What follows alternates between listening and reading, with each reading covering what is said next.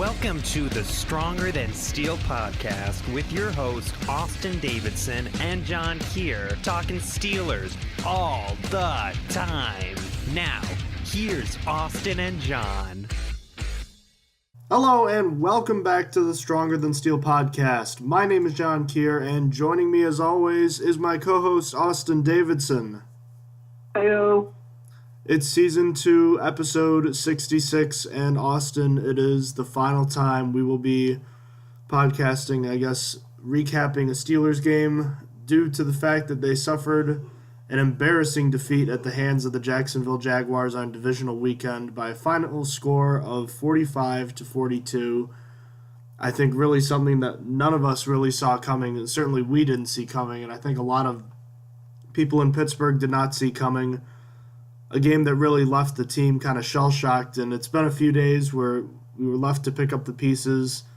And I guess just what were your thoughts the day of? When even when you get home, what do you think about after seeing that game? Well, the first thing I thought was that Todd Haley let the team down. I felt like those failed fourth down conversions were on him mostly. Then I also felt like the defense as a whole was just really, really awful. It's a team that during the game I was getting so salty and frustrated. I was like, I don't even want to see this team move on because this defense is not capable of doing anything. We're just going to get blown out by the Patriots or whatever, so it doesn't even matter. Those were my first thoughts, and then really that was it. I was just angry. I was angry at the defense. I was angry at Todd Haley. Angry about a lot. What were your first thoughts? Well, I immediately thought about the defense and how they gave up 38 offensive points to Blake Bortles and the Jaguars offense. And it's just kind of, I could never get past the stark contrast that was the Steelers offense and defense this year. You know, right around midseason it flipped, and all of a sudden the offense kicked into gear and the defense never did. And we kept asking, why can they never play well together? And, you know, for the last 8 games of the year, we saw several bad trends that were just never corrected, and that was really just the downfall of the defense. And speaking of defense, there's going to be changes coming, I think, to personnel and coaches, and there's going to be a lot of talk about Todd Haley, but I think on the defensive side, except for John Mitchell, the defensive line coach and assistant head coach, who honestly could be retiring himself if I believe the idea has been floated around there in the past. I think every defensive coach should not be 100% safe for returning next year. I'm not saying that they're going to get a complete overhaul of the staff, but I think it would be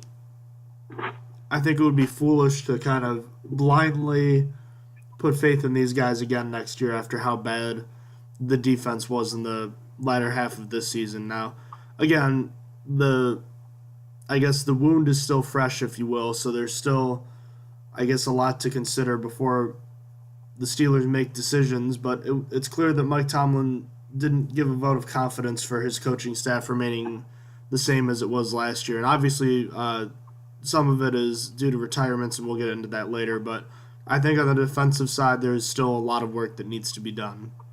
A couple other things. This game, the first 2 drives for both teams, or first 3 drives for the Jaguars, really symbolized what the game was all about. And it was the fact that the Jaguars won the battle at the line of scrimmage on both sides, but more so on the defensive side. I felt like it was more even between the Steelers' offensive line and the Jags' D-line, but that was very difficult to swallow. And even though the offensive stars balled out, a few key mistakes were just too much to overcome.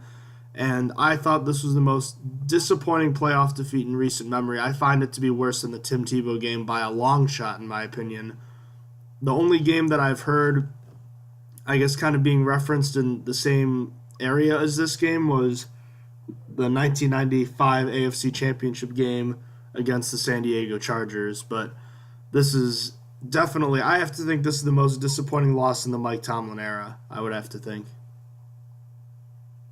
I have to agree with you there. It's definitely, I think it takes over the Tim Tebow loss in that other regard. It just felt like the Steelers coming in with a better team, and the defense just really let the team down. I will not lie.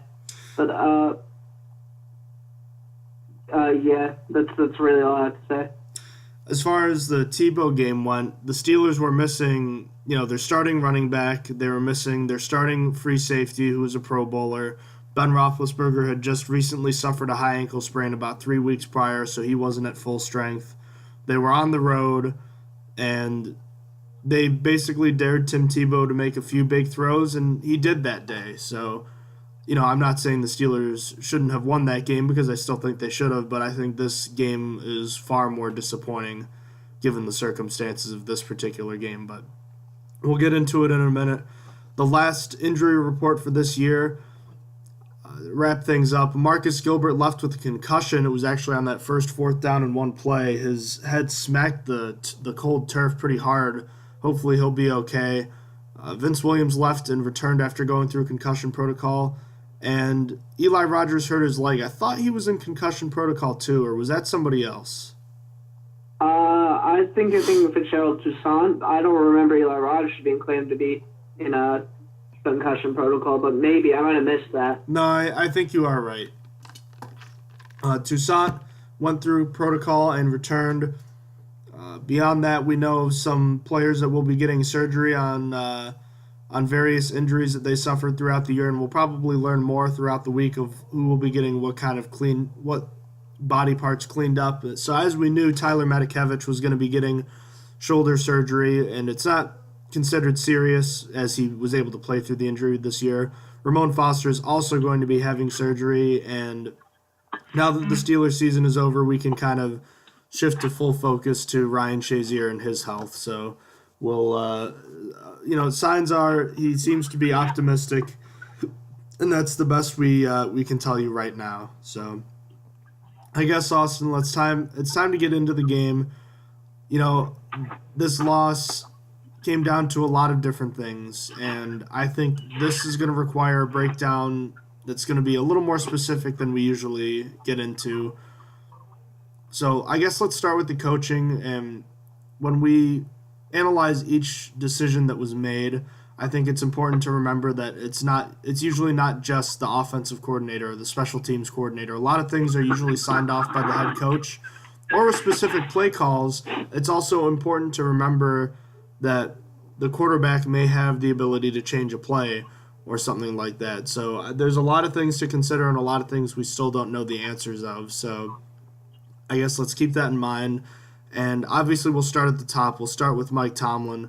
I think where Tomlin went wrong, more so in this game than any other part, was the final few minutes of the game, especially with the clock management. So with 2 minutes and 18 seconds left, the Steelers were trailing by 7 points and had 2 timeouts, and obviously the 2-minute warning just around the corner. The Steelers attempted an onside kick as opposed to kicking it deep. The Jaguars had 10 men up at the front by where the Steelers were kicking off, and the kick not only went less than 10 yards, it hit Tyler Matakevich, which also gave the Jaguars an extra 5 yards, and the Jaguars were able to move 9 yards forward and kicked what ended up becoming the game-winning field goal. So, Austin, I guess I'll just summarize things. I'll say that I first actually have a pretty big problem with the clock management for this particular situation as well. Not only was the decision terrible, in my opinion, but the Steelers and Mike Tomlin did not take a timeout until after the 2-minute warning. That means that they could have called 2 timeouts, and then it would have run down to the 2-minute warning at the end. And I didn't understand that, and that I just found that to be just an abysmal way to manage the clock. And I get why he decided to attempt an onside kick, but when it comes down to it, you have to know the situation. It'd be one thing if the Steelers had 2 timeouts and they didn't have the 2-minute warning as well, but the clock was going to stop 3 times. The Jaguars were clearly prepared for the onside kick. I don't know. As soon as Bell scored that touchdown, I thought, all right, I think the Steelers might take an onside kick here, and then I realized they could stop the clock 3 times. With your offense playing the way it had, and the Jaguars, I would have to imagine probably not being too aggressive in this particular case, given how good they've been running the ball. I'd have to imagine that the Steelers would have had a fighting chance on defense. And then if you get the ball back, you're looking at about 2 minutes with no timeouts for a chance to drive and score a touchdown to tie it. And I think that would have been clearly the much better option. I don't, considering how onside kicks work probably at best 15% of the time, and the Steelers haven't, successfully completed an onside kick in like over 10 years. I consider attempting an onside kick essentially suicide when the other team is ready for it. And I'd prefer to give your team a fighting chance even when the defense hasn't played well, as opposed to the alternative, which is exactly what happened. What happened was literally the worst case scenario. So I think that was a terrible decision, and the clock management just was the icing on the cake there. It was just awful all around, and I teed off, but Austin, I think you feel pretty much the same way. Yeah, I wasn't sure why they onside kicked it. I know they had no confidence in the defense, but they were attempting something that hadn't gone the Steelers' way in over 10 years, as you said. They had to kick it deep there and give the defense a chance. Funny enough, the defense held them to a 3-and-out after the onside kick. They were just so far forward that they were able to kick the field goal anyway. It just seems so stupid looking back at it. As for the clock management, it's really ridiculous. It's really bad that it happened that way. You got to know the situation. So it feels like this is the second time all season where there seemed to be no game plan. Another time coming in the end of the Patriots game, it just seemed like they were expecting just to be giving up, or they didn't know what to do in the situation because they weren't prepared for it. It's really sloppy. It's really bad by the coaches, all of them. I mean, this is mostly about Mike Tomlin, but it's really on all the coaches. It's just they need to go back. The ones that come back need to go back and evaluate themselves and do better next season. So that's all I have to say. And, on top of that, you're right. It is mostly on Mike Tomlin, but, he is human. So why isn't there someone there, like maybe Todd Haley or one of the assistants, to go, hey, Mike, we gotta take a timeout here. Someone has to be able to tell him that, because clearly someone did not, and you saw what happened. The Steelers lost some valuable time that could have been huge during the Steelers, what ended up being the Steelers' last drive of the game. It's just, it's really ridiculous. And I think the thing about the coaching that I've noticed over the last couple of days that I think has bothered me the most, that I think we really have seen for a while, but it's something that really just bothered me after the Patriots game and this game, is just kind of what I take to be as the arrogance of the coaching staff and how they continue to defend their decision. I'm all for sticking to your guns, but it's one thing to stick to your guns when you have a logical reason behind it. But, Mike Tomlin stuck up and defended the 4th-and-1, toss sweep, which we'll get to in a minute. And he seemed to think it made sense at the time, and I don't understand the logic there. And it seems like he's not taking any responsibility for that or the poor, clock management, and that's just something that I feel like he almost shrugs off the criticism and almost takes it as, it's criticism, but I'm going to get criticized by everybody. That I feel like I'm not saying he's not going to try to get better at it, but I feel like he's almost shrugging it off like, we lost because of other things. I don't know. Is that something you felt like? I feel like they're a little bit arrogant. Yeah, I agreed with that because I saw some reports of that, like people saying the same exact thing. Not reports, just people saying the same exact thing. The opinion that they're arrogant, that they try to get cute, and when it doesn't work out, they're going to stick to it. It really it doesn't make sense. They got to accept the blame and just say, yeah, you know what, in the time, I was wrong. And it does kind of suck that, they're just saying, moving on, because with that kind of mentality, nothing's going to change. If you're not going to see like, oh, I was wrong, I should have actually kicked it deep on that play, I should have had the special teams do that. Instead, they're trying to defend the choice. It's just, you got to sometimes say like, yeah, I was wrong. So I agree with that sentiment.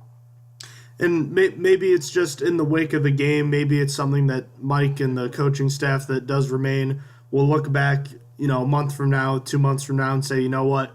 yeah, we did do some things wrong. So I'll give them the benefit of the doubt here, but I feel like it's something that they kind of had the chance to correct with the Patriots game, or at least take a look at, and it bit them again this time. And this just was not a situation or a time the Steelers needed their best clock management, and they definitely did not get that. Another example, Austin, was when the Steelers got the ball back after the Jaguars field goal. A great 2 plays, and the Steelers are down to the Jaguars' 5-yard line with 47 seconds left. I got to be honest, at this point I was thinking the Steelers, all of a sudden, it's like that little bit of hope. Obviously, the onside kick would have to go right, so I wasn't hopeful about that, but I thought, you never know what happens if you can score again. So I was like, who knows? But then the following sequence really, really was just emblematic of the entire day.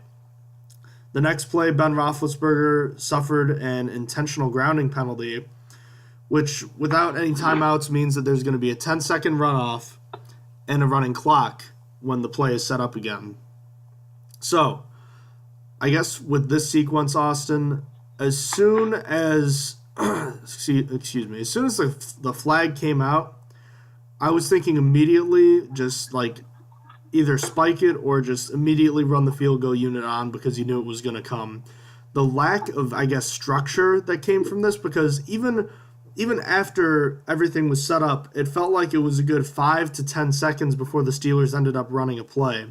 And I believe that play ended up being the, what was it? Was it that the quick toss to Antonio Brown and he didn't get outside? Was that play? I don't remember very well. I can't tell you. I'm pulling up the play-by-play because that's something that was really bothering me. Okay.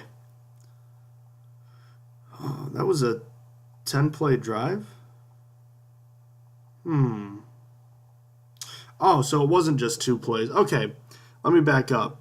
It was the Steelers had converted a 4th and 10 on a 12-yard pass to Vance McDonald, then another pass to Vance McDonald for 16 yards, and then the next play with 58 seconds left was the 42-yard pass to Martavis Bryant. Okay, so after the intentional grounding, it's 2nd and goal from the the Jaguars 15. I believe there were 32 seconds left there were 32 seconds left because there were 42, then the 10-second runoff, so the clock starts running at 32. And the Steelers' play did not start until 23 seconds. And that ended up being an 11-yard pass. It was a quick hitter to Antonio Brown on the outside. He doesn't get out of bounds, which, again, that's just football IQ. You have to know to get out of bounds there, and he did not do it. You know what? No, I guess 23 seconds is where the play ends. So maybe there's not as much time there as I was thinking, but I think the Steelers should have clocked it right away or just gone for the field goal right there. They need to have known that they would have needed another crack, and I really question the decision to stay out there and keep trying for the touchdown when they let those precious seconds tick away. 3rd and 4, Ben Roethlisberger threw an incomplete pass to Xavier Grimble with 6 seconds left, and then finally hits Juju Smith-Schuster for a touchdown with 1 second left, all but ending the Steelers' chances of, coming back in this one. And obviously they would have had to recover an onside kick, but had they kicked the field goal with maybe like 25 seconds left, who knows? Maybe you get in position for a Hail Mary, and obviously, we saw what happened with the Vikings and Saints the other day. I'm not saying that would happen, but at the same time, you have to give yourself a fighting chance, and I feel like the Steelers and the way they managed the clock in that situation, that was what angered me the most. There were a lot of things to be upset about, but this was something that really frustrated me, and at the time, I was watching the game with my dad at a local restaurant, and I literally said aloud, and he agreed with me, like, while I was saying it. I was like, what are they doing? Like, how are they mismanaging this so badly? Like, I don't know. I'm done talking about this particular issue. Just please feel free to tee off on them. Well, in my opinion, the Jaguars were weak in the same way the Steelers were weak in the second half of the season. They gave up big plays often, so it just doesn't add up. Why not to kick the field goal? If the mindset is you have to recover an onside anyway, you might as well kick it then. Try to do the onside. Then if the Steelers recover it, go for the big play, which the Steelers had already given up 2 plays over 40 yards in the game. Oh, no, I apologize. They had only given up 1 at the time because the Martavis Bryant came after. But still, they gave up a 40-yard pass. It was just bad game plan or no game plan. It's just I don't understand. It goes back to the point I made in the last thing we talked about, where it just seems like they're confused and not ready for these situations. Their coaches aren't chiming in to help. The intentional grounding did not help, nor did Antonio Brown staying in bounds later in the play. Just bad clock management by the coaches and players. This is the story of the game. It's bad clock management, bad coaching, whatever you want to call it. This is really what we're going to be talking about this entire podcast. You know, again, it comes back to the whole football IQ thing for me. Would you say that the Steelers as a team and as a staff have a low football IQ? Because I would. I would too, yeah. It seems like most of their mess-ups and stupid game losses come on something like that. And I know it's everyone's favorite comparison, but the Patriots, I mean, think about their players, their coaching staff. I can guarantee you that they would have managed it better. And I mean, it's just, again, it circles back to that whole arrogance thing where, maybe they are willing to, accept the blame, but for the time being, it doesn't look like they are. And that's really bad because in situational football, which is likely going to be the case in close games, especially if you end up playing New England again, as would have likely been the case this upcoming week had the Steelers won, the Steelers would have been clearly outmatched. And I don't know where that starts. I don't know where that changes, but the Steelers are clearly a low football IQ team, certainly one in the playoffs anyways. But it's time to move on to the next one. Another coaching issue we had. Let's move to the offensive side. A pretty good day for the offense when you consider how much this unit struggled and how many units struggled against this Jacksonville Jaguars defense. It's becoming, I guess it's in the running for an all-time great defensive unit. And the Steelers put up 42 points against them. So I guess keep that in mind, but the day for the offense wasn't without its problems. They had 2 bad 4th down and 1 plays. The first one, a toss to Le'Veon Bell. This was a time when the Steelers were down 14-0 and needed some points. You could make the argument for the field goal. I would have wanted to see the Steelers go for it, but I think the play call itself made absolutely no sense. You're running a toss, which the Steelers had run several times earlier in the day, had not worked at all. Running it again with a slower running back who doesn't really, get outside against a defense that's swarming and is pretty athletic. Why not run it up the middle or run a quarterback sneak, which we can get into a debate about the quarterback sneak at an entirely different time. Let's just talk about the idea of just pounding it up the middle, Austin. I don't understand the first call. Yeah, I don't understand that at all. They don't give Bell a chance to punch it down the middle or bring Nix in for those plays to just bulldoze it forward. It's just, I don't understand the thought process, really. I guess Haley was trying to be cute and with his play calling, but it was just bad. I also disagree with the Steelers going for it on the first 4th down anyway. I thought it was more important to get points on the board, but I think everyone at the time disagreed and wanted the Steelers to go for it. But in my mind, I think I'm more agitated about them going for it on the I'm more agitated about the play call of them going for it because they were down 14-0 at the time. They needed points. It's just stupid. I don't know. To me, I guess at the time the offense was really struggling. It didn't look like the offense was going to produce anything.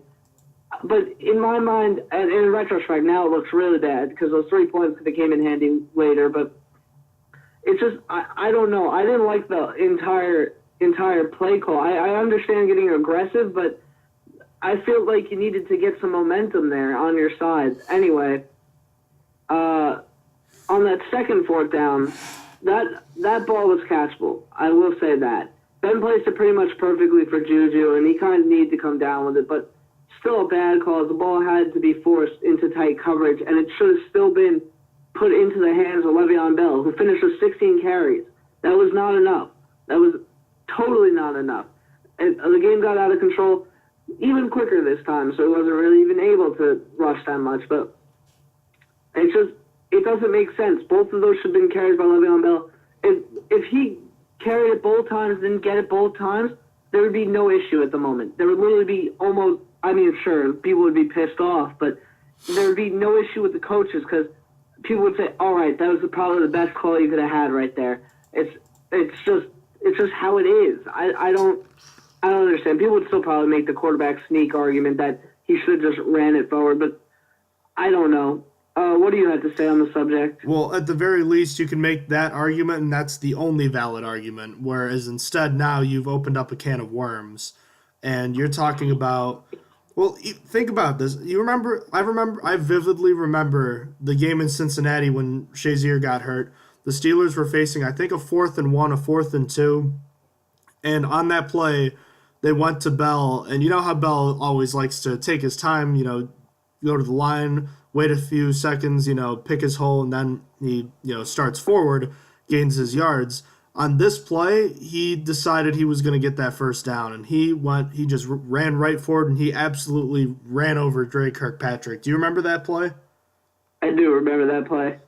That was what I was thinking about. That was what I had in my mind the whole time on that first 4th down play and the second 4th down play. I'm like, he's going to get it, and no one's going to stop him. And sure enough, the first play is a toss for, again, a back who's patient against a fast, swarming defense, and you're left to pick up the pieces from that. That one was just ridiculous. The second one, I don't have as much of a problem with this one. I don't mind going play action on a 4th and short, especially when, the Steelers decided to run a toss the last time. Maybe it seemed like, I guess it's a little too obvious that they might try to run here. I don't understand the routes that were run. The first one with Eli Rogers was a short route, which that made sense. You had a medium route with Juju, which also made sense. But I don't understand why Antonio Brown, who I believe was in that play, was just running a deep route there. I feel like that basically took him out of the play completely. The Steelers love to throw deep on 3rd and 4th and long, as we've seen before, but in this particular situation, I think there was actually good football IQ from Ben Roethlisberger, knowing that even though he had Antonio Brown one-on-one, that in this case, the Steelers absolutely needed a conversion, so he put his trust in a throw that was a little easier to make, and granted, this is a tough catch for, a wide receiver, but he still has to make it, and Ben Roethlisberger put his trust in the rookie receiver, Juju Smith-Schuster, and he let him down. And, that was definitely frustrating. I didn't find this one to be as disappointing as the last one, but I still think the Steelers would have been better served running the ball up the middle. And then as far as the quarterback sneak goes, Austin, a lot has been made about it the last 48 hours, but whoever's fault it is, Ben Roethlisberger seems to be pointing the finger at the coaches. Whatever you want to believe, Ben Roethlisberger has been historically successful and very successful. I think the stat from ESPN was 17 of 18 on quarterback sneaks when there's 1 yard to gain. I think it was something like that, wasn't it? Yeah, something like that. And granted, he hasn't run one since the 2015 season. He hadn't run many since he injured his shoulder in a Monday Night Football game against the Redskins. But on that first 4th down play, Austin, the Jaguars didn't have anyone in front of the center. They had guys in the A-gaps, but they had no one right by the center, or right over the center. So I think that would have been, we've seen Brady do it all the time, just quickly jump and reaches the football over, and it's a first down. We've seen him do it. Ben Roethlisberger's good at doing it. I think the Steelers should at least have the threat of doing it, because when they do it, it usually works. I mean, quarterback sneaks are hard to stop. And I'm not saying that you have to do it all the time, but at least do it enough so that there's a threat of it. I don't know. Maybe we never would have been satisfied, but I think the Steelers and Todd Haley really made a mistake on that. On at least the first call, and the second call I don't think was the best call for that situation either. Another thing, Austin, about Todd Haley, the Steelers typically script their first 10 to 15 plays. It is what it is. But, the Steelers' first two drives of their game were their worst. The offense didn't really get going until they had to abandon their scripted calls when the Steelers went down 14-0. And I think you're going to hit hard on this one, but how Le'Veon Bell was utilized early on with those scripted plays. So I guess how much blame does Todd Haley deserve for what looked like a terrible game plan to start this one? I blame him for about 70% of the offensive game plan.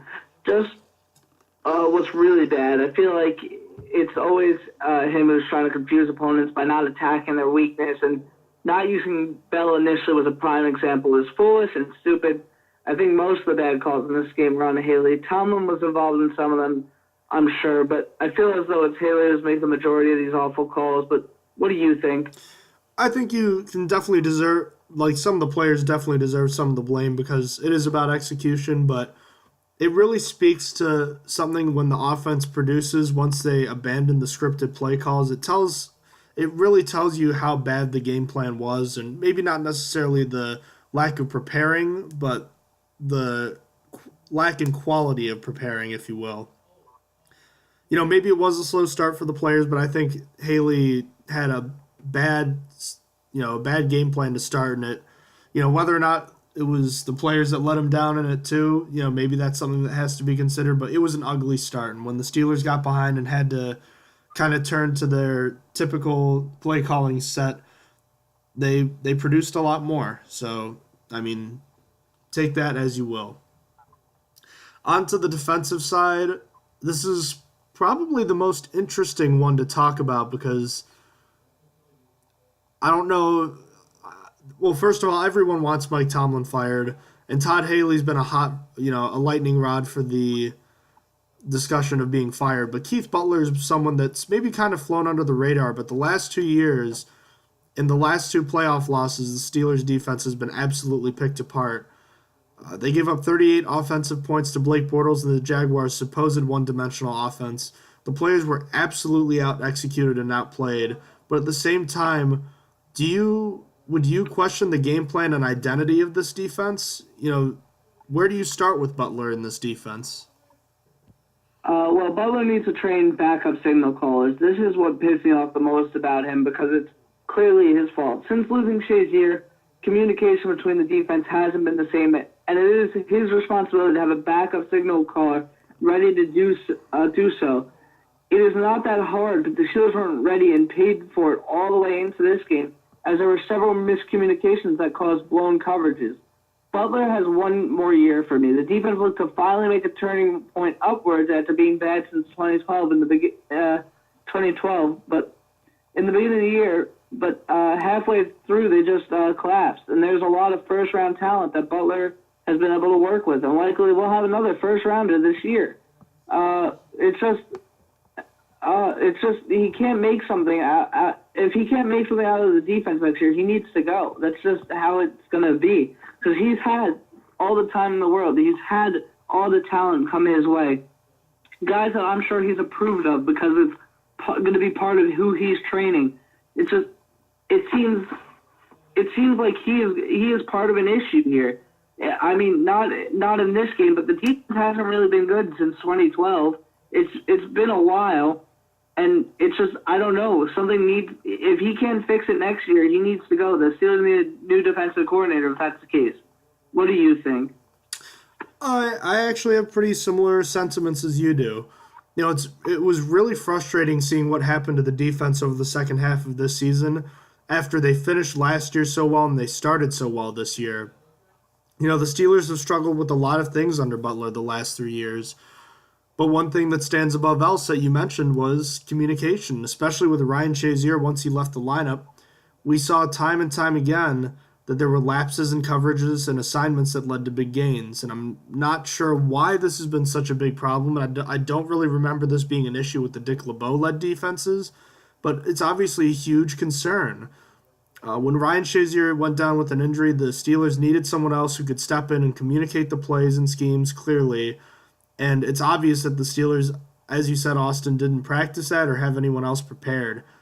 The Steelers have done some great things the last couple of years at times. They finished statistically with a good defense, but I just feel like impact players that the Steelers have drafted, or players that the Steelers drafted with that high-end talent, if you will, I feel like they just haven't progressed the way they've needed to. And whether or not you want to blame the position coaches for that, or you want to blame Butler for that, or maybe Butler's not utilizing them correctly, who knows? They've definitely done some good things over the last 3 years, but I agree with you. I think he is, the ice is starting to get thin, and he's got one more chance in my mind to kind of make it up here. So we'll see how that goes. Last thing to get to here, again, we're getting back to the end of the game here. So the Steelers score a touchdown. They're within 3. There's 1 second left. The Steelers basically need to... All right, well, let me explain it this way. In an onside kick, the Steelers obviously have to gain possession. They can do that one of 2 ways. They can possess the ball after it travels 10 yards, or if a Jaguars player touches it prior to the 10-yard line that it needs to pass, then a Steelers player can touch it. Once that happens, the clock is running. The Steelers are going to have to, make a run to the end zone and try to score. They're going to need a miracle, kind of almost like what happened against the Dolphins in 2013. So, the chances are slim to none. But again, you have a fighting chance. And instead, Chris Boswell kicks it deep to the man out, by the Jaguars' 20-yard line, and he takes a knee on it, and that's the end of the game. What was with that, Austin? Do you understand that at all? The deep kick at the end of the game really pissed me off. They didn't even try. I don't understand it at all, to answer your question. Yeah, they needed to hit the ball on someone, then recover it and run it for a touchdown, which is beyond unlikely. But did you see the end of the Vikings-Saints game? Anything is possible, and it pissed me off that they gave up when there was still a sliver of hope. There was no... They didn't... I don't know if it was... Maybe it was on Boswell. Maybe Boswell was just done for the game. He was like, this is over, and I don't feel like trying. It made no sense, because I understand that not onside kicking it, because you don't want to kick it into a bunch of guys. But my ideology would have been to aim at one guy, try and shoot the ball up at him. It would really be something stupid looking. And try and bounce it up, and then let a Steeler jump up and get it, and then try lateraling from there if a Steeler recovered it. It would be a really stupid looking play, but there was kicking it all the way down was giving up. As soon as a Jaguar recovered it, all they had to do was take a knee, and there's no way a Steeler was getting there. It was just giving up. It was really stupid, but it was just so bad. Do you have anything to add on the subject? Yeah, the way that game ended, I was just kind of looking through Twitter, and I was so shocked to see, nobody else was responding to it. I know how unlikely anything would have happened, but it's like people almost expected something stupid like that to happen. I'm just sitting there, ready to rip my hair out, because they did have a chance. And yeah, maybe it would have required them trying to ricochet a ball off someone's helmet or something crazy like that. But, desperate times call for desperate measures, and to just kick it deep like that and accept defeat, that's something that really does not sit well with me. That's something that shouldn't sit well with any fans. They gave up on the season before the clock hit 0, and that's something that I thought the Steelers were always about finishing the game, and they clearly were not. And you can make the argument however way you want if, a play like that's never happened, but you know what? I'm pretty sure people hadn't seen nothing ever happened like the Music City Miracle, and, that happened. The Immaculate Reception was a play of its own, We see miracles all the time. We saw the Minnesota Miracle just a few weeks ago, or the Minneapolis Miracle. I don't know what it's called yet. Did they ever decide what that's called? I don't know what they're calling it. I didn't know they were actually giving it a name.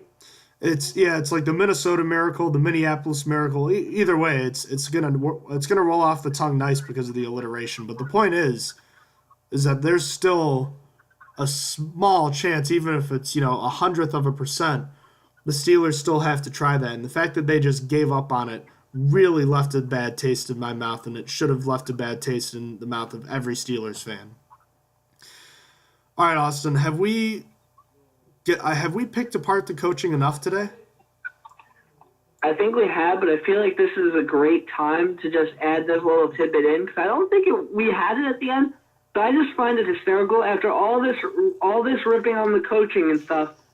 Guess who gets to be the Pro Bowl, coach the AFC in the Pro Bowl?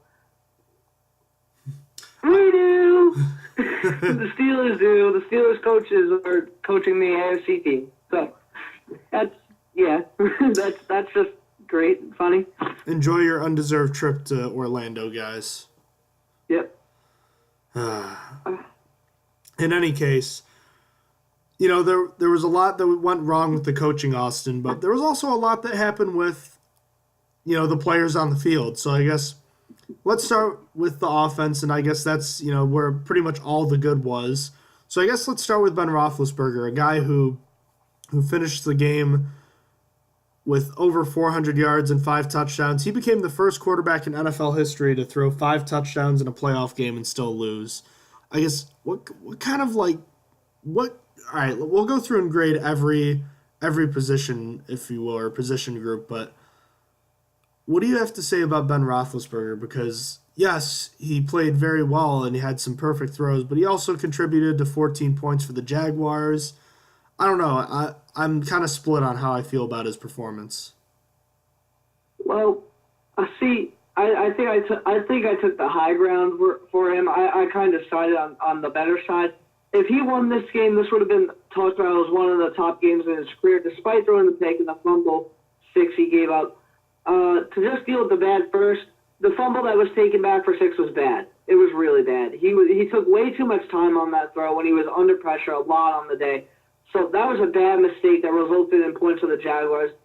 But I can move past that as I don't blame that play for the loss. There were several other factors I'd blame first before that fumble 6. But back to Roethlisberger, he had an amazing game. He threw 5 touchdowns. 5. Then on those 58 attempts, he only threw 1 interception. When you're asked to throw that much, you're going to make that mistake. It's almost unavoidable. I say that, but he did it once this season and did throw an interception where he threw 66. But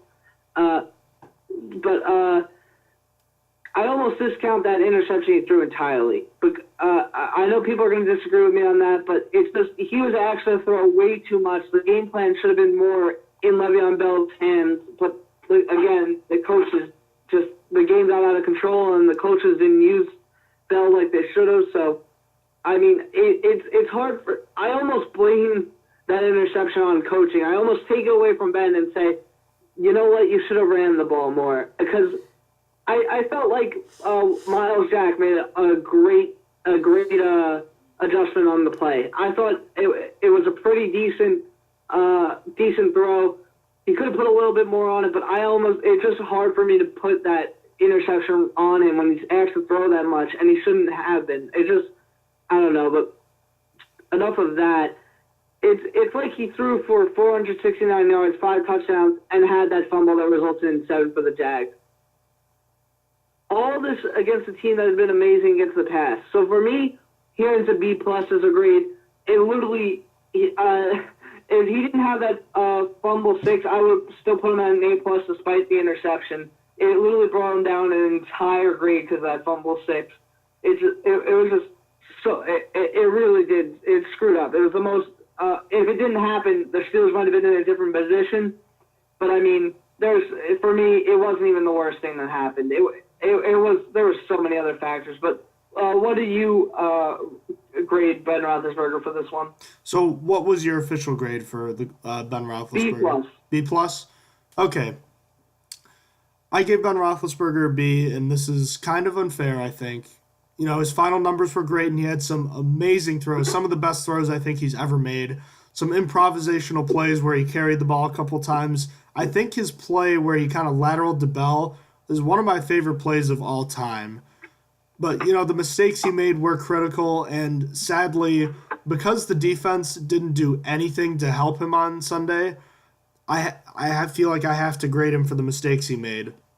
And, again, that's probably unfair given the nature of this defense. They picked him off 5 times in October. The one interception he threw, he threw it off his back foot, and he should have thrown it a little sooner. It required a fantastic individual effort by Miles Jack to even pick that off in the first place. And yes, he was responsible for 2 turnovers, the fumble being the most egregious one. But at the same point, you have to think about this. The elite defense they were playing against the pass, did you really have to, going into this game, did we really expect Ben Roethlisberger to be perfect? Did he really have to be perfect? Should he really have had to be perfect? No, he shouldn't have. He shouldn't have had to do everything in his power to try and win this game and throw 5 touchdowns in the first place. Exactly. And you know what? Talking about it's making. I had my grade at a B, but now I'm changing it to a B plus. The mistakes that he made were pretty frustrating, and it was tough to take those. But again, the way I see it is that he never should have been in that position in the first place. He led the offense that gave the Steelers a chance to win at the end of the day. He's a Steelers leader. He's a future Hall of Fame quarterback. He played, I think, one of his better games ever, and even with the mistakes, I think we're only looking at the mistakes in a bad light because, as you said, Austin, the Steelers lost. Had the Steelers won, we're talking about this as one of the best games he's ever played. He really had some fantastic throws. As far as the running backs go, I gave the running back group an A, and really that's just Le'Veon Bell because it was all him. And if it was his last game as a Steeler, it was kind of a vintage Bell performance. 155 total yards, 2 touchdowns, and as great as he played, again, it comes back to it's a shame that he didn't get utilized early enough in the running game, and it sort of became an afterthought because when he did get carries on the ground, there were a few plays where I felt like he was going to have a big day. He was really effective in the passing game again. If this was his last game in the black and gold, he left a lasting impression. That's all I have to say about him in the running back position, if you will. So Bell earns an A in my book.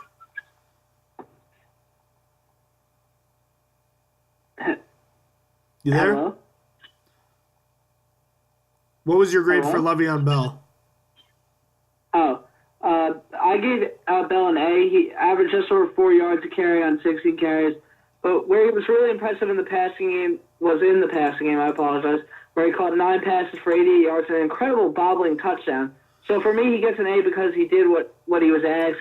Plus, I'm sorry, when I looked at this, I got confused because I was like, how do you only get 1 touchdown? He got 2 in the passing game. It's because that lateral is technically a rushing touchdown, and that confused the heck out of me. I actually didn't realize that it wasn't actually, it didn't count as technically a passing because it went backwards. But regardless, he had 2 touchdowns. He had 88 yards in the air, and he averaged 4 yards a carry. I thought he was deserving of an A.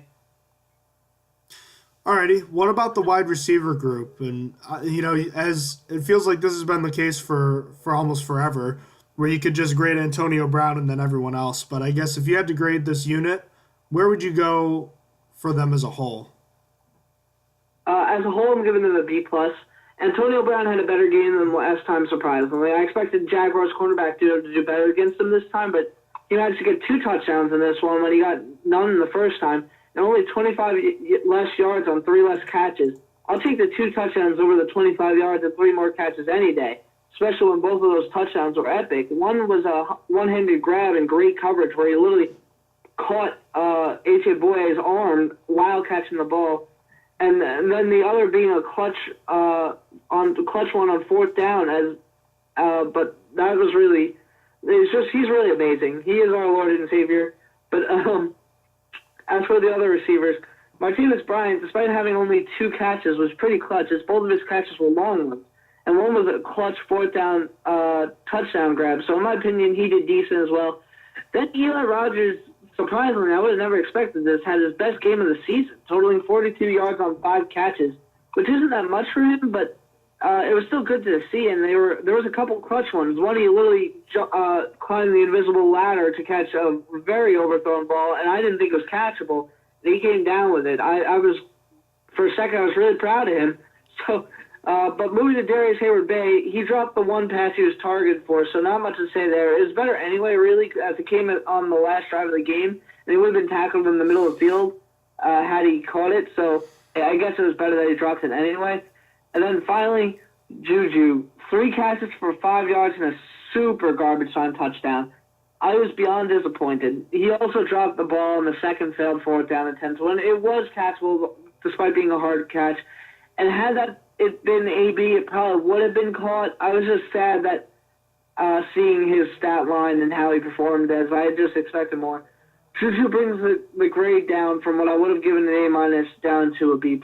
So what did you give for the wide receiver group in this game? I actually did give them an A-, Austin. You know, a lot of it has to do with Antonio Brown. He would have had an A+ on his own. You know, with the calf injury, by the way, 7 catches, most of them being highly contested with all-pro cornerbacks for 132 yards and 2 touchdowns. You know, Brown showed why he's the best receiver in football. Martavis Bryant, as you said, he only caught 2 balls, but both of them were huge.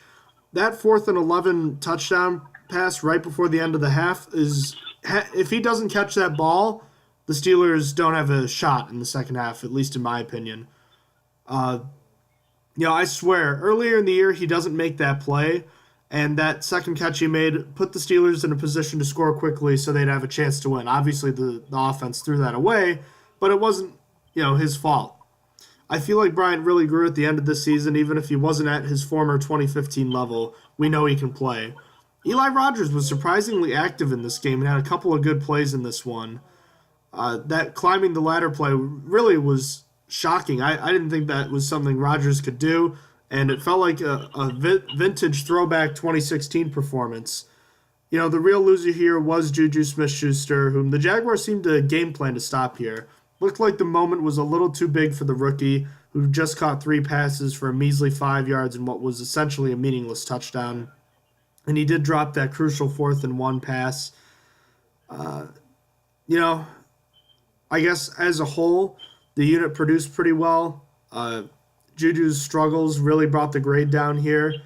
But as far as the unit as a whole goes, I thought they made some great catches, some tough contested catches for the most part, and they definitely helped carry this offense. They converted several key 4th downs. How many 4th down touchdowns can you throw?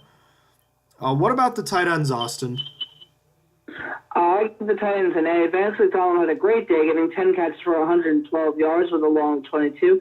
While some of it came in garbage time, I believe at least there was a 12 and 16-yard gain on that final drive from him. So at least I can math 28 yards came on at the end of it, but I still think he did pretty good. And it's still nice to see 2 players with 100 yards receiving on the same team. As for James and Grimble, James caught his 1 target, and it was for 12 yards.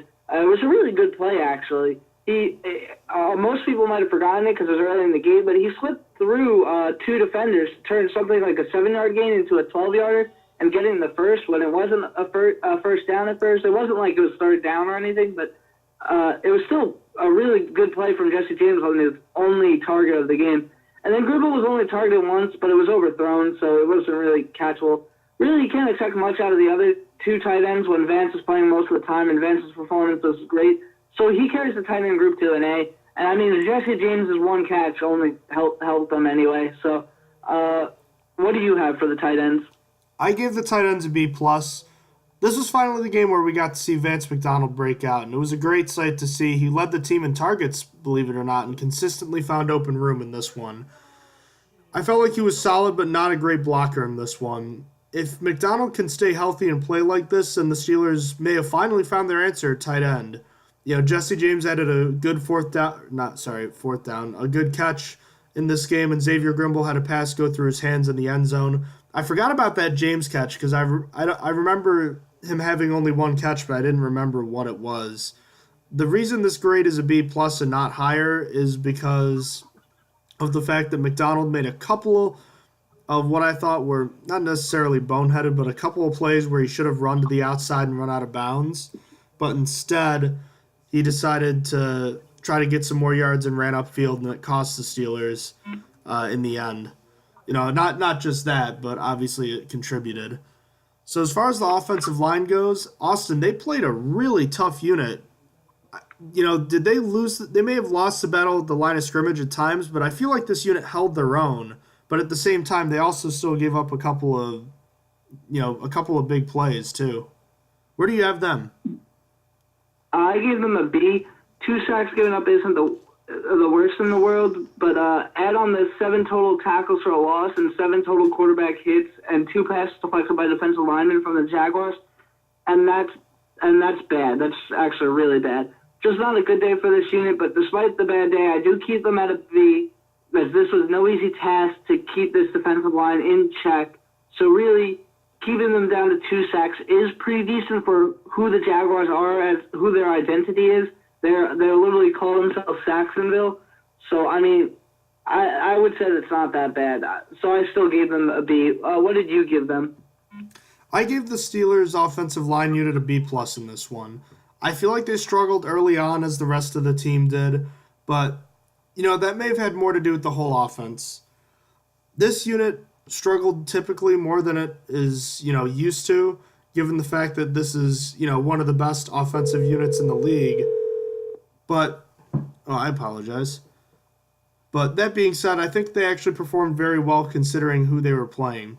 The Jacksonville Jaguars have a very fierce defensive front, and while they did give up 7 quarterback hits, they only yielded 2 sacks on 58 dropbacks. One of them, which I felt had more to do with Ben Roethlisberger, which was unfortunately returned for a touchdown. And in the running game, they paved the way for a 4.6 yards per carry average, and it looked like Bell was going to have a good day as he had a lot of running room. I thought Chris Hubbard played very well in replacement of Marcus Gilbert, and he played very well in what was most likely his last game as a Steeler.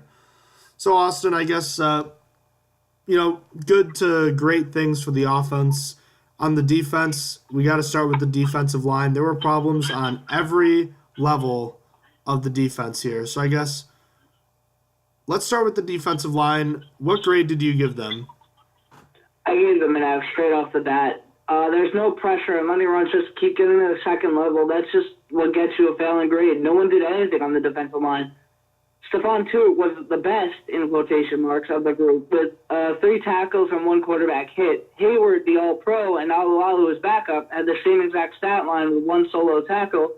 Then Javon Hargrave had a solo tackle, and LP Walton had 1 assisted tackle. I can't really blame Walton and Alualu for much because they don't get the most playing time, but for everyone else, the question is, really? This is just so bad, and my value for Stephon Tuitt has gone so far down from the end of the season to now. Coming into the season, I thought it was going to be something incredible, sort of like Hayward, but he's just average, really. And it's such conflicting feelings. Like when he went down from way earlier in the season, when he hurt his what was it? Triceps. They thought he tore his biceps, was it, earlier in the season? Oh, I thought it was his tricep. It was either his bicep or his tricep. Yeah, it was one of those. I was actually scared. I was like, wow, the defensive line is going to be really bad without him. I thought it was so key at the time, and just going through the season, he didn't do really anything spectacular. He was just an average defensive lineman. But enough ripping on Stephon Tuitt.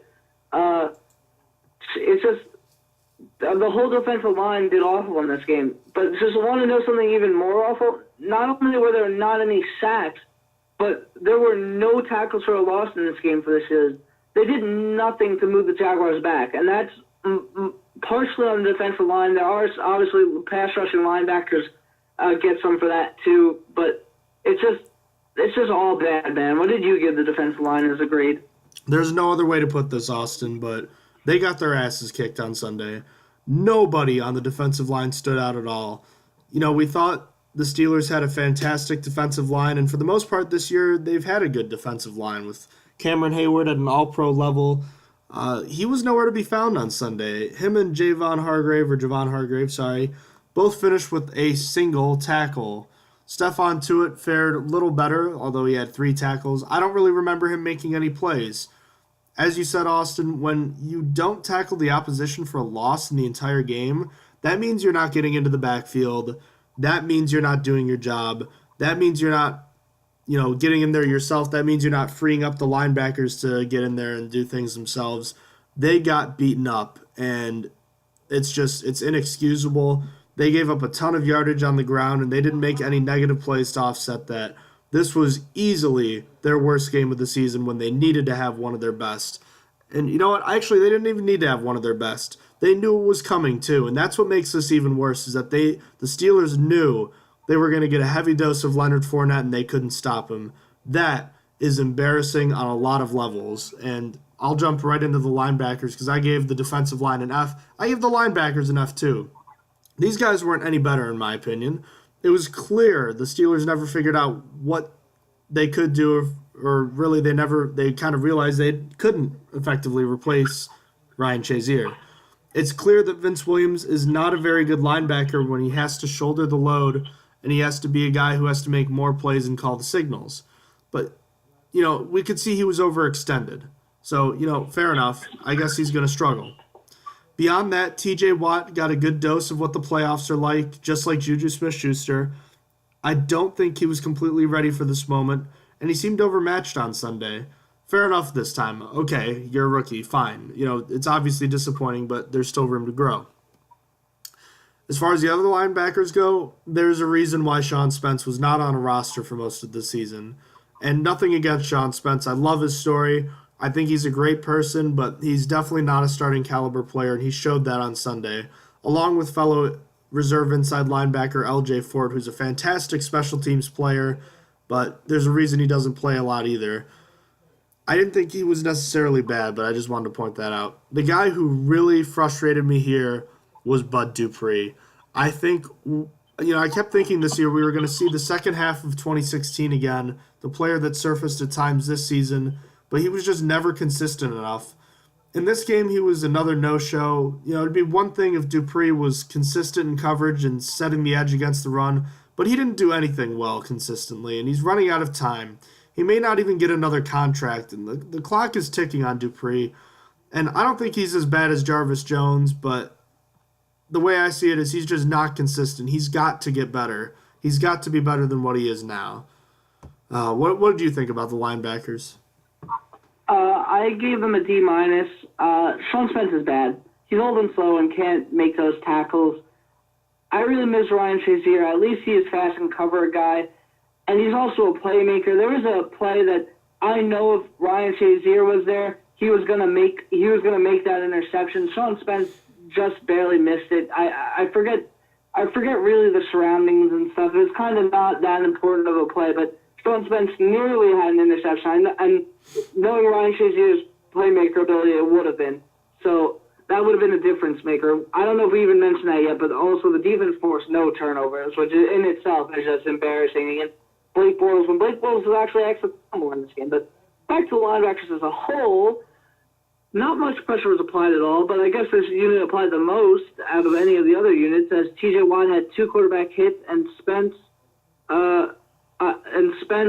had one of the 4 quarterback hits of the day, but it's likely he didn't do it. I'm sorry, it's not likely. But it's not like they did anything special. They got gashed by the run so much, just the defensive line did. Just like the defensive line did, and the only reason they didn't fail like the defensive line in my grading was because that they got a tiny bit of pressure. And also, while Williams was bad, he made a lot of tackles. That's not necessarily good, but you know what? I thought it was enough to just say that they were better than the defensive line, which literally did absolutely nothing. So I gave them half a grade better, and they still got a D- for the group. Alrighty, what did you think about the cornerbacks in this one? Cornerbacks did well, in my opinion. They got a B+. I saw Artie Burns make 2 key stops, and in the final few weeks, he really improved. One of the few defensive players to do so, and he was one of my least favorites. So I wanted to give him credit where credit is due.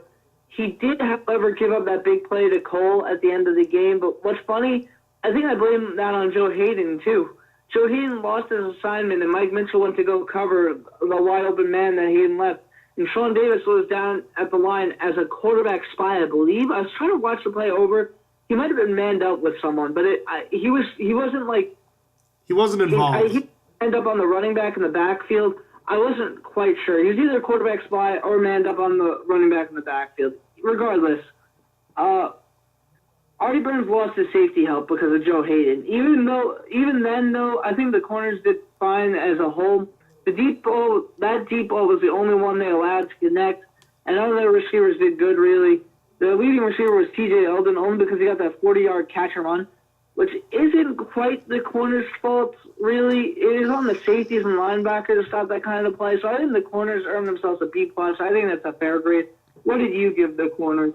I gave them a B-. Now, if it weren't for that long and critical pass to Keelan Cole that set up the Jaguars with the big touchdown, this could have been, B+ in my opinion. But I can't let go of something that the Steelers did so much at the end of the year, and that's give up the huge pass play. Artie Burns had a couple of nice pass breakups, and Joe Hayden was a really good run defender on Sunday. I was kind of surprised about that. But a few missed plays by William Gay, and what I felt like was the sudden disappearance of Mike Hilton, which surprised me, really hurt this unit in my mind. They didn't have to be fantastic because Blake Bortles only completed 14 passes, but at the same time, this unit, relative to the rest of the units, like the linebackers and the defensive line, they earned a better grade because they weren't as bad. That's how I see it. Maybe in a vacuum they weren't that good, but I think in this one they were definitely better. As far as the safeties go, I gave them a C+, Austin. Thanks to Sean Davis, this is not a failing grade.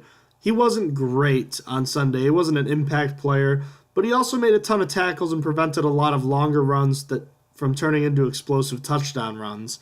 On a day where the rest of the unit was pretty leaky, Davis had one of his better days as far as form goes over the last couple months. In a year where he didn't exactly take a step forward, he showed some nice consistency in this one. He was a safety where he defended the last line. Someone, on the other hand, that I feel has worn out his welcome and could be on the way out is Mike Mitchell. Someone that has played a somewhat controversial style in his career with the Steelers based on his attitude or his actions on the field, however you want to talk about that. In the years past, Mitchell was able to silence his critics at least somewhat with decent free safety play at a starting level. He offered a physical element in his game, but he wasn't a huge playmaker either, but I think Steelers fans could live with that at a time. Sunday we saw the ugly part of Mitchell's game as it appears either through injury or just through getting old he's starting to slow down. It was a microcosm of his season. He didn't make enough stops, and he didn't make any plays on the ball in the secondary. He was almost responsible for another huge gain, and I don't think he's the reason the Steelers gave up 38 offensive points, but he's paid to be a playmaker as a free safety, and he hasn't made nearly as many plays as he needed to this year. He had 0 forced fumbles and 0 interceptions, and he's clearly not the guy the Steelers were hoping he would be. I think Mitchell could be on his way out at the end of this year, but in any case, I gave the safeties a C+. What did you give them? I give them a B-. I feel meh. Sean Davis led the team in tackles because he had to come down and stop the rush so much because the defensive line and linebackers couldn't get it done. And he did decently at tackling in this game, so I give him points for that, because he has been struggling with that all year. Then Mike Mitchell had 5 tackles, and he's, I guess, the only reason T.J. Eldon didn't get a touchdown on his 40-yard play, as Yeldon burned everyone else. But I suppose Mitchell could have stopped him earlier. Regardless, safeties were man coverage. Well, Mitchell was actually bad in coverage. There was a play where Joe Hayden, it was a deep ball, and it was Joe Hayden versus, I forget the Jaguars receiver who was against, but Mike Mitchell was back there in safety coverage, and he completely was in the wrong position. If it wasn't for Joe Hayden breaking up the play himself, we're lucky for that. Joe Hayden broke it up himself. Mike Mitchell was completely out of position to make anything happen. He was just completely useless on the play, and that one stood out to me. I don't know if you remember what play I'm talking about. I think it was on their second deep shot. He was way behind the receiver and Joe Hayden. It's the ball's in front of you. Go get it. Exactly. It was just bad positioning, bad everything. So they get a mad grade of B- with Mitchell weighing them down. Just to separate Sean Davis and Mitchell here, I think if it was just Sean Davis, I think I'd give him a B+ or an A-. And then Mitchell probably a C- or D+, somewhere around there. Sean Davis might have been the Steelers' best defensive player Sunday, which should really tell you how bad the day was. He wasn't terrible, but he also didn't make any big plays either. No one did. Yep, exactly. The biggest plays we could talk about are pass breakups, which, yay, It's not like they made any on a fourth down. They could not get off the field either. Oh my goodness. I don't even think we mentioned that. The Jaguars were, what were they, like 8 of 14 on third down, something like that. I'm going to figure that out right now because that's something that I remember being something that was really frustrating. Third down efficiency, 8 of 14. It was so bad. Bortles could just had his way with everything. You would think that Bortles is some amazing god. If you've never watched a football game in your life, this is your first one, you would think Bortles is a top quarterback because, first of all, he's in the divisional round, and then second of all, he's just throwing for third down like it's no one else's business. It was just so bad. Like the 20-yarder to Koyak at the beginning, then when they left the running back uncovered twice, it was just really bad from the Steelers defense. Just so many bad plays. Now, to give Bortles credit, he did make some nice throws. The play call to Bohannon, the fullback, that I think it was ultimately like the knockout touchdown, if you will, that was a perfect play call and executed perfectly. But at the same time, you can't let Blake Bortles and the Jaguars offense put up 38 offensive points. You just can't. That's just ridiculous. With 0 turnovers. Yep. With that, no turnovers in the game. That's awful. No turnovers, no sacks, no negative plays. It's just ridiculous. It's hard. But in any case, as far as the special teams go, Austin, I have a feeling you'll want to talk about the play where Mike Hilton was pushed down the gunner on the play. Fun fact about the whole blocking the gunner: if you don't signal for a fair catch, you're allowed to block a gunner as the return man. If you do, it's a penalty. So that's what I'm clarifying that for you. Because okay. I know. I was confused on that. When that happened, I was like, how? Well, okay, where's the flag now? That doesn't seem legal. Yep. Apparently, if you signal for a fair catch, you can't do that. But if you don't, you're allowed to do that. So I guess that was a heads-up play. What was that? Was that Cole, the returner? I believe it was Corey Grant. In any case, I guess it was a heads-up play. But circling back, as far as the special teams unit goes, Austin, I give them a C+. Chris Boswell was perfect on the day. Jordan Berry was suspect at best. The Steelers had a couple of nice returns. Fitzgerald Toussaint had the best, surprisingly enough, with a 34-yard return. Nothing too crazy happened here, though. The Steelers did block a punt, but the offense failed to capitalize. And again, the I guess onside decision is impacting the grade here. So I gave them a C+. What'd you give them? I'm going to give them somewhere. I couldn't decide. I'm going to give them somewhere between a C+ and a B-. Mike Hilton would have stopped the punt inside the 10, but apparently, as you just clarified, it is not illegal to do that. I think that I'm almost. I don't know if it's me because I was annoyed at the play. I feel like that should be illegal regardless. I don't. And once you don't call for fair catch, it should be fair game. I don't. I feel like it's on the returner to call for a fair catch and try and get it. If they don't, they shouldn't be able to block the person because they let it go in the first place. So in my opinion, I think that rule should be changed. But moving on past that, that would have made Barry look better. But on his 2 punts, he averaged 39.5 yards, which is not exactly great. I will. Sutton returned the ball 22 yards to midfield, and it was really good the way he ran. So I hope to see him actually doing punt returns or kick returns next year because he actually looked really good on it. The first one we saw all season. But for everything else you already covered, I'm going to stick with the grade of in between C+ and B-. I think that the punt block, if you just look at it as a special teams achievement, I think that's a pretty big thing. So I think that that puts them up a little bit for me. So that's it for me. Fair enough. All right, we are on to our award section for the final time this year, Austin. And quite literally, probably the most awkward kind of scenario. I've thought about it when I created the idea of the award, if you will. Or, I decided, the big stop of the week, a big defensive stop. I always thought about this game potentially happening. I really did not think this would be the game. I can think of pretty much every other game the last 2 years, maybe besides the Patriots AFC Championship game, where I think you could have a big stop of the week award for somebody. But I think I can confidently say this is the only time I don't think anybody deserved this award. 0 sacks, 0 turnovers forced, 0 tackles for a loss, 4 quarterback hits, a couple nice pass breakups, but some of those probably wouldn't have happened if Blake Bortles had thrown a better pass.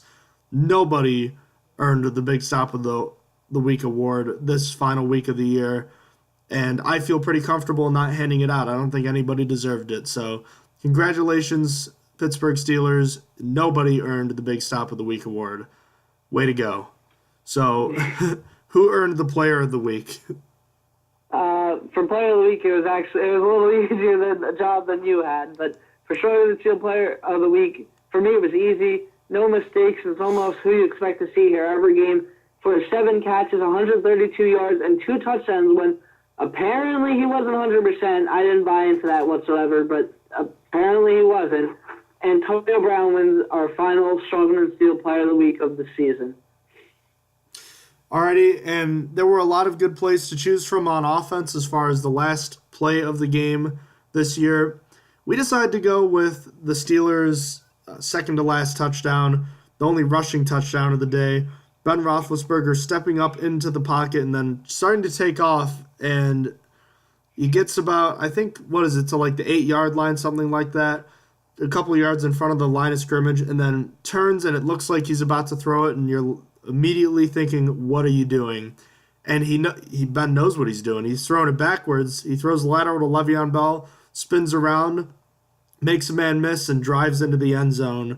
That kind of a play. When I saw that play, that made me think the Steelers, it made me think the Steelers just might win this game. On the back of great talent and a Hall of Fame quarterback, that play was just emblematic of everything Ben Roethlisberger's career has been about and everything Le'Veon Bell has been about. The determination to get to the end zone and make the big play, to keep your team in it, knowing that every second counts at that point in time, and knowing that you have to score a touchdown was huge. And I think that was why it was worthy of the play of the game. Austin, do you have anything else you wanted to add? No, I just thought it was really cool when it happened. I just agree with you on everything you said, basically. The other run I was thinking from Ben Roethlisberger was the one where he faked the pitch behind him, kind of, and he ran right past the guy and picked up 15 yards. I thought that was really funny. Oh, you know what? I remember that play solely because for a second I was like, are you kidding me? Is this another pitch? Or for a second I was about to lose my marbles. I think I literally posted that on Twitter when I was live tweeting the game that I thought that was a pitch, I was about to lose my marbles. Oh boy, it's you certainly won't see any other quarterback doing what he does. I'll say that. But that wraps up our final awards segment of the season. We'll have season awards coming up in our season recap episode, and we'll get into that. But as far as the winners and losers go, we had a little bit of an extended list this week because, it's the Steelers' final game. We figured we'd have a little bit more this time. Who were your winners for the Steelers this week? I kept it to 2 for me.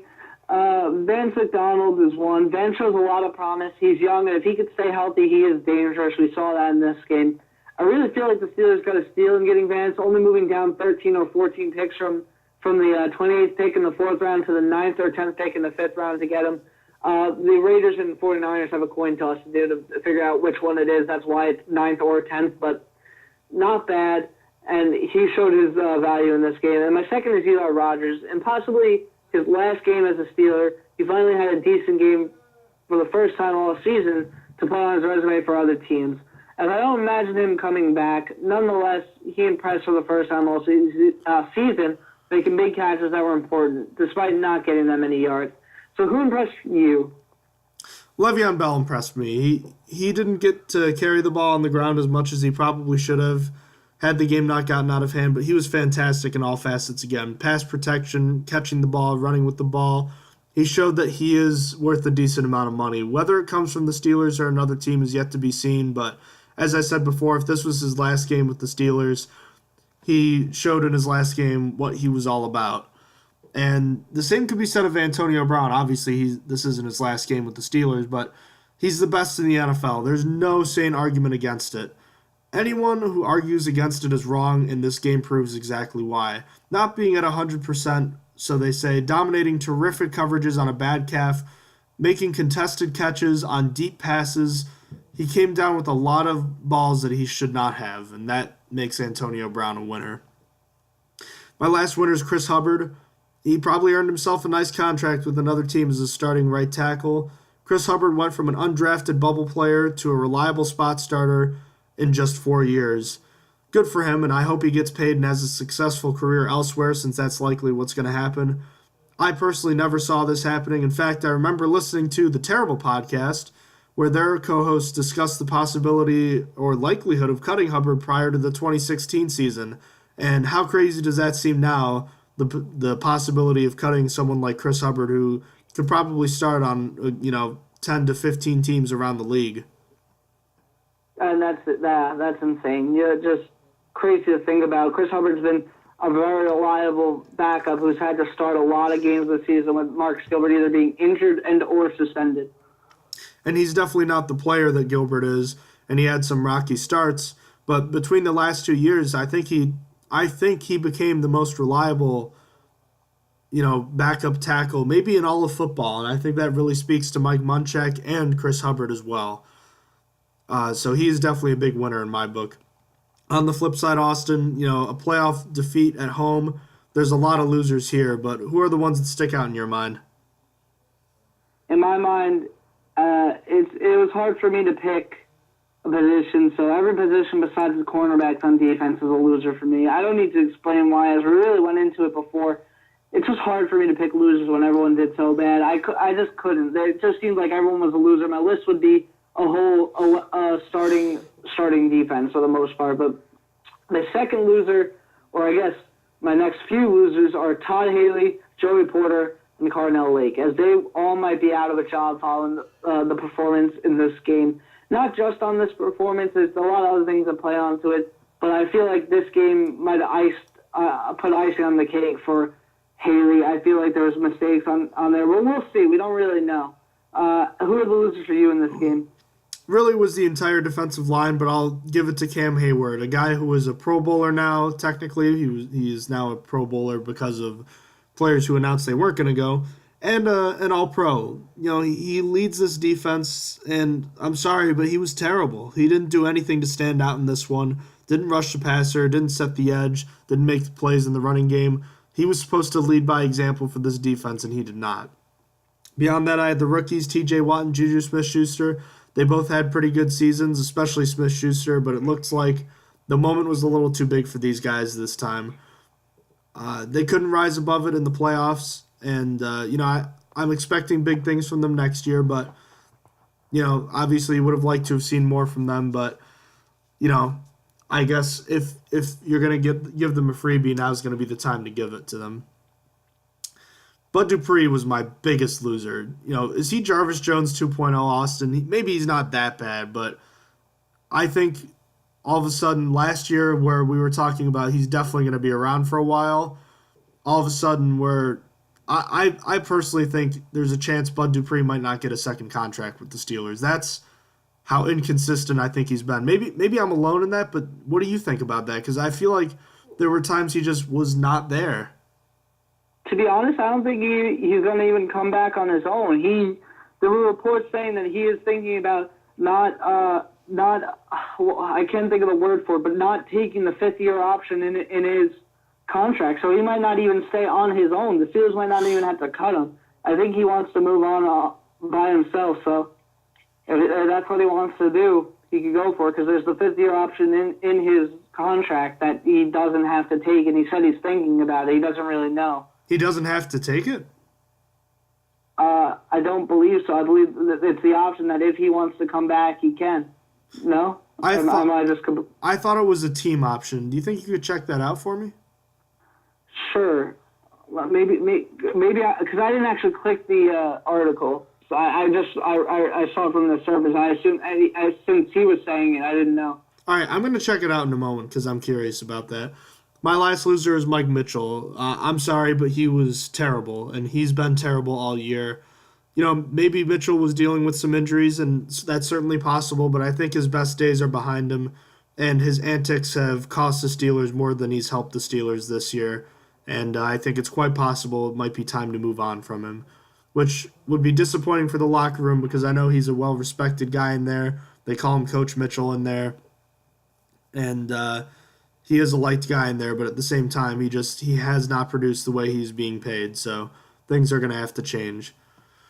I apologize on the last thing. I was completely wrong, and it was exactly as you expected. Bud Dupree hopes that the Steelers pick up his fifth-year option, but he's been thinking about it.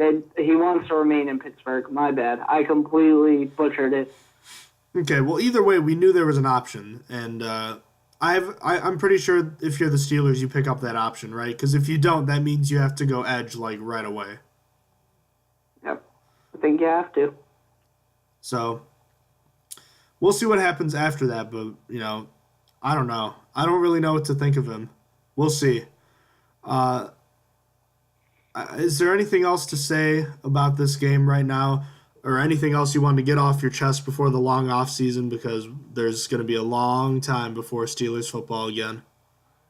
Yep, this sucks. It sucks how it went out, but it is what it is. Next year, hopefully, will be the Steelers' year. Yep. Yes, indeed. So now that we're in off-season mode, the big news last year was Ben Roethlisberger talking about retirement. And luckily, thank God for everybody, he nipped that, question in the bud this year, immediately saying that he's going to return for the 2018 season. And according to Ed Bouchette, he was rumored to want to play 3 more years. So that would put him at at the end of the 2020 season, right around when I had my window closing for him. So what does this mean for the Steelers going forward?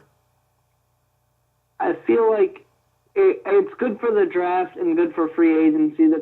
I feel like now the Steelers don't need to look for a quarterback until at least next year. If he's really serious about wanting to play next year, they could keep Landry Jones and Josh Dobbs and just be fine. They won't even need to draft a quarterback in the upcoming draft. They probably won't even need one in the draft after that. So it has big implications on that. Not only that, the Steelers means they don't have to go into rebuilding mode quite yet. They could still get pieces to help Roethlisberger win one more Super Bowl, or try to at least. I for one, am very happy about that and excited. After seeing the retirement talks last year, it was kind of depressing and felt that the Steelers we knew might have come to an end. They might have went into a rebuilding mode because it's not easy to find a franchise quarterback. It's not easy to find a Hall of Fame quarterback, which Ben Roethlisberger definitely is. So it's just, you kind of have to hope and pray that you find a gem in the rough. It's just, I like that there's basically 3 more years to try for a Super Bowl, assuming his play doesn't come down. Yeah, it means the window is still closing, but it's definitely not closed yet. The Steelers are still in win now mode, and now that Roethlisberger shut down the drama of the retirement talk, we can all focus on heading into 2018. And obviously, you're right. That means the Steelers don't have to address the quarterback position this year, or maybe even next year. It gives them some leeway, and it gives them at least two extra picks to focus on upgrading their offense or defense, and that's big time. All right, Austin, quick list. We'll get through the free agents here, and we'll get into some of the signings that just happened today, actually. Or I guess technically yesterday, now that it's Wednesday morning. The Steelers have 9 unrestricted free agents. Running back Le'Veon Bell, outside linebacker Arthur Moats, offensive lineman Chris Hubbard, wide receiver Justin Hunter, strong safety Damian Stafford, inside linebacker Sean Spence, running back Stephen Ridley, running back Fitzgerald Toussaint, and defensive tackle Daniel McCullers. So of that list right there, I guess what do you do with each of those guys? I'm personally tagging Bell. I'm cutting Moats, Hunter, Stafford, Spence, maybe Toussaint, and likely McCullers. I'm bringing Ridley back for training camp. Hubbard is probably gone, and Bell's getting the tag. So that's what I see from that list. For me, I'm tagging Le'Veon Bell. I'm following you. Keeping Arthur Moats after last season wanting to cut him because now I see his importance as the Steelers just ignored the inside linebacker position and to the point where he had to play it. Plus, his special teams help. So I'm keeping around Arthur Moats. Chris Hubbard, I agree, is probably leaving. He's going to probably start for another team. Justin Hunter, I've wanted gone since week 1, so I hope he's cut. Stafford, cut. Sean Spence, cut. Stephen Ridley, cut. Fitzgerald Toussaint, it's where we differ. We're going to bring him back because he's special teams help, and as well as he wants to be with the Steelers. I guess that doesn't really help much. Everyone wants to be on the team, but still, he's been with the Steelers for a while, and he provides special teams help.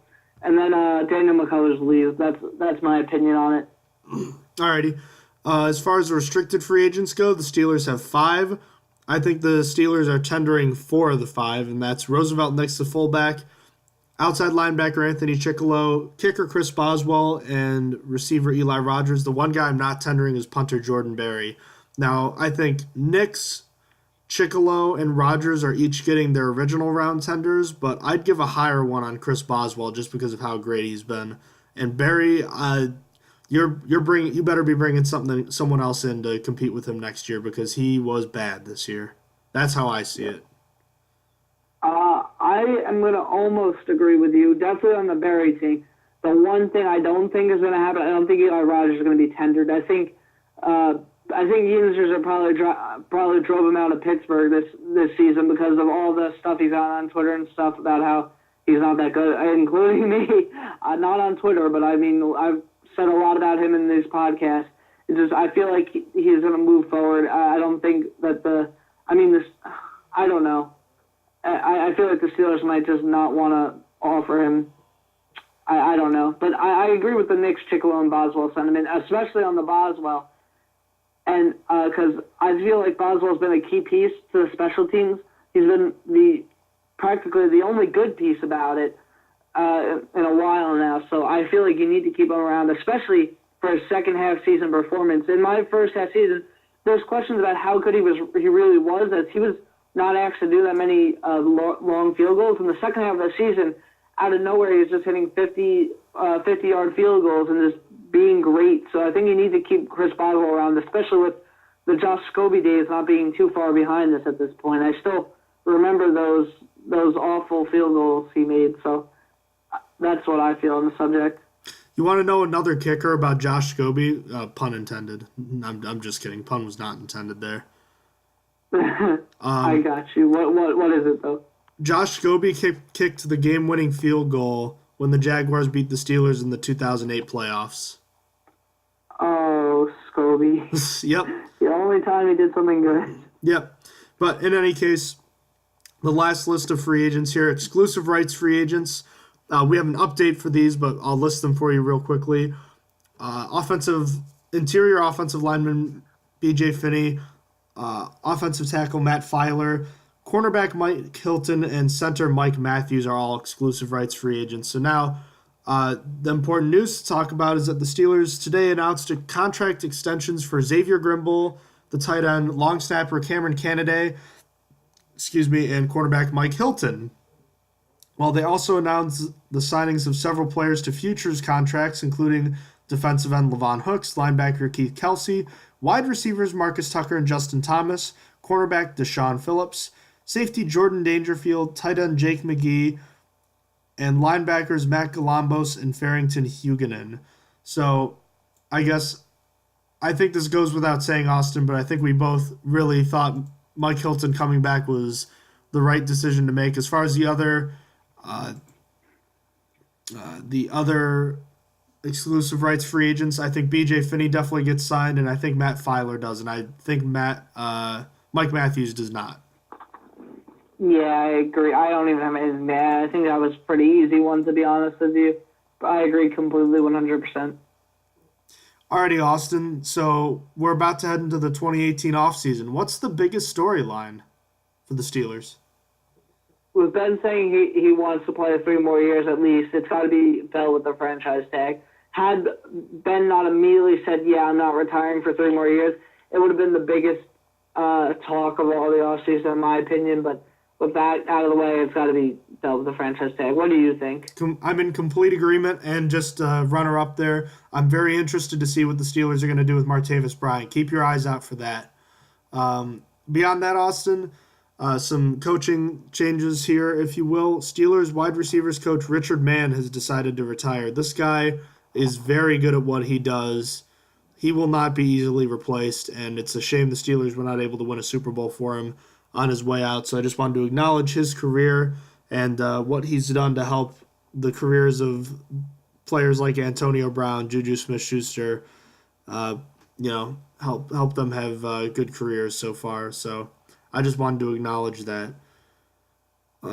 Mike Munchak, the offensive line coach, is now a leading candidate to be the Arizona Cardinals' new head coach after being contacted for a second interview. Do you think it's likely he leaves? I hope not. I feel like Arizona is also bringing in, I forget the name, they brought in a few people for a second interview. It's just, I feel like Munchak deserves it, but I really hope not. That's what I gotta say. I feel like, because I haven't really seen some reports of who Arizona is leaning towards at the moment. I kind of hope not. I hope it's not Mike Munchak. What do you think? Now, what about this? Because this is something I have heard. What if Mike Munchak becomes the head coach and he takes Todd Haley down with him to be his offensive coordinator? That'd be an interesting one. I mean, if Mike Munchak's going to go, he could do me that solid. I mean, if he wants to make me happy, sure. Because he's going to make me sad when he leaves, if he leaves. Yeah, I definitely hope he doesn't go. He is the best offensive line coach in football, and he's a Hall of Famer.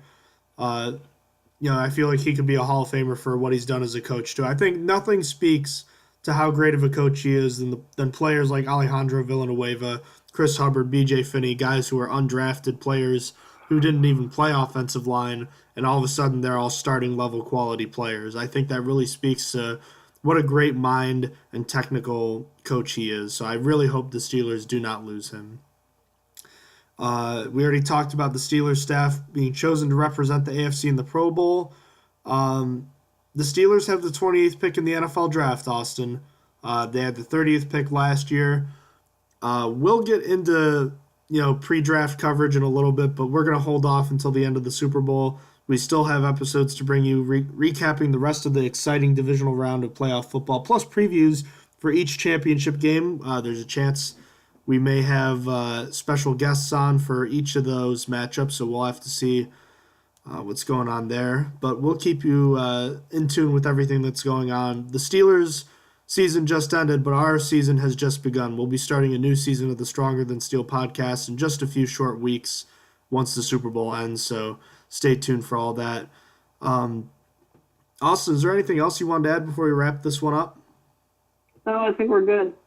Alrighty, we'll be back with a season recap of the 2017 season. Obviously not the way we all wanted it to end, but another year of Steeler football in the books, and I for one enjoyed the ride, even if the end was not the way we all wanted it to end. So, Austin, thank you so much for joining me tonight. Ladies and gentlemen, if you have any questions about the show, email us at strongerthansteelpodcast@gmail.com. Check out all of our social media websites and more information about the show at strongerthansteelnfl.blogspot.com. Alrighty, Steeler Nation, take care and try your best to move on from this one. I know it hurts, but we're looking forward to bigger and better things next year, and we'll have more information about the rest of the playoffs soon. So, as always, thank you for listening to the Stronger Than Steel podcast. Good night. You have been listening to Stronger Than Steel podcast. Thank you for joining us today, and don't forget to check out our website listed in the description below.